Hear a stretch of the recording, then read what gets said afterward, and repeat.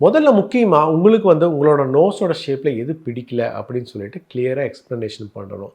அப்பதான் நம்ம அதுக்கு என்ன பண்ண போறோங்கிறது ஒரு ப்ராசஸ் அனலைஸ் பண்ண முடியும். ஸோ ஃபர்ஸ்ட் டிஃபரெண்ட் ஆங்கிள்ஸ் நம்ம ஃபோட்டோகிராஃபி எடுப்போம். அப்பதான் எந்த ஆங்கிள்ல உங்களுக்கு உங்களோட டிஃபெக்ட் கிளியரா தெரியுதுன்னு நமக்கு புரியும். அது மட்டும் இல்லாம அறுவை சிகிச்சைக்கு அப்புறம் இது எந்த மாரி மாற்றம் வந்திருக்குன்னு சொல்லிட்டு நம்ம கம்பேர் பண்ண முடியும். உங்க நோஸோட ஸ்ட்ரக்சர் பார்த்தீங்கன்னா, அப்பர் 1/3 சொல்ற மேல் பகுதி போனால ஆனது. கீழ இருக்கிற பகுதி எல்லாமே குருந்தெலும்பானது. இதில அப்பர் லேட்டரல் கார்டிலேஜ்ன்னு ஒரு ஸ்ட்ரக்சர் இருக்குது. லோவர் லேட்டரல் கார்டிலேஜ்ன்னு ஒரு ஸ்ட்ரக்சர் இருக்கு.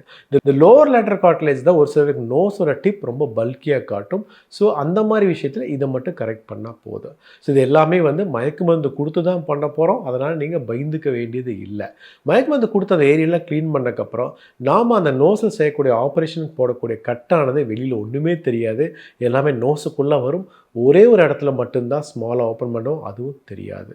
ஸோ ஃபர்ஸ்ட்டு அந்த நோஸோட ஸ்ட்ரக்சர் எல்லாமே ஓப்பன் பண்ணி எக்ஸ்போஸ் பண்ணதுக்கப்புறம், நம்ம பண்ணக்கூடிய ஃபர்ஸ்ட் அந்த ஹம்ப் ரிடக்ஷன்ல போனி பார்ட்டா இருக்கட்டும், கார்ட்லேஜ் பார்ட்டா இருக்கட்டும், அத ரிமூவ் பண்ணிருவோம்.